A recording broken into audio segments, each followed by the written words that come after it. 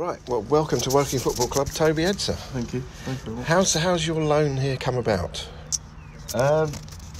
Came out of nowhere a little bit, to be fair. I got a call back end of last week, and I got told I had the opportunity to come down to Woking, and I couldn't really turn it down because obviously being a local boy, been down here a couple of times with my mates when I was younger.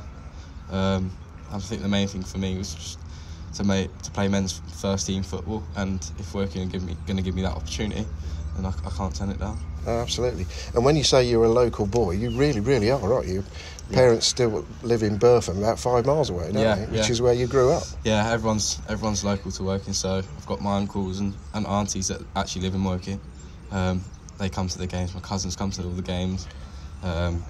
I've got my parents still in Guildford, so everyone's still local, so it's good for me to come down to a club like this, such a family club anyway, so they can come down and watch my games. Sure.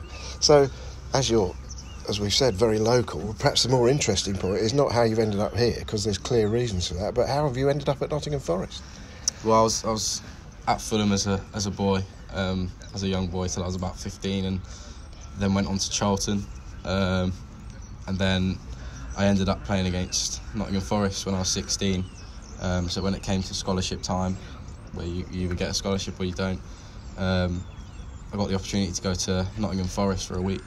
My dad spoke to Gary Brazil, who's the academy manager, and he got me up, looked after me, and was there for a week, played a game, and I got offered a scholarship. So started my scholarship for a year. How old were you then? I was 16 when I started it. And you moved up there on your own? Yeah, moved into digs with about 10 other boys. Right. I was lucky, actually. There's a lot of boys in the same position as me, coming from other clubs, coming from other cities and stuff like that. So, I did my scholarship. I only did a year of my scholarship and got offered my first pro.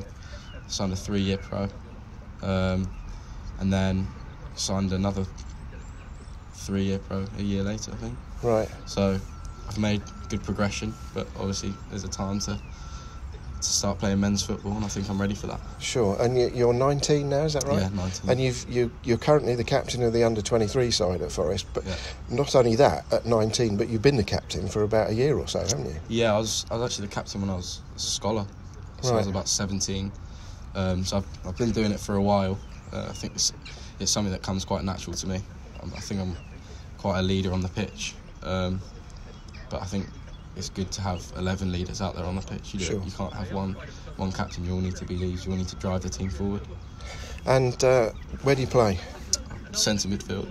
Right. I like to think I can do any of the central midfield roles. So I grew up playing just in front of the back four. I went to Forest, and they started making me into more of a gritty midfielder, like box to box.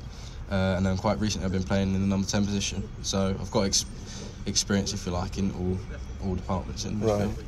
And you do score your share of goals, don't you? I never used to, if I'm honest.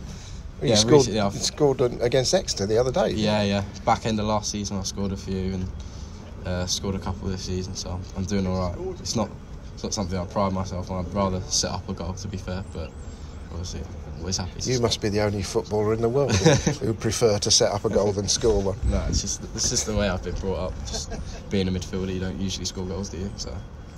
Well, I personally am going to hope you score loads of goals during your loan period here. It's great to see you here, and thanks very much for your time today. Thank you.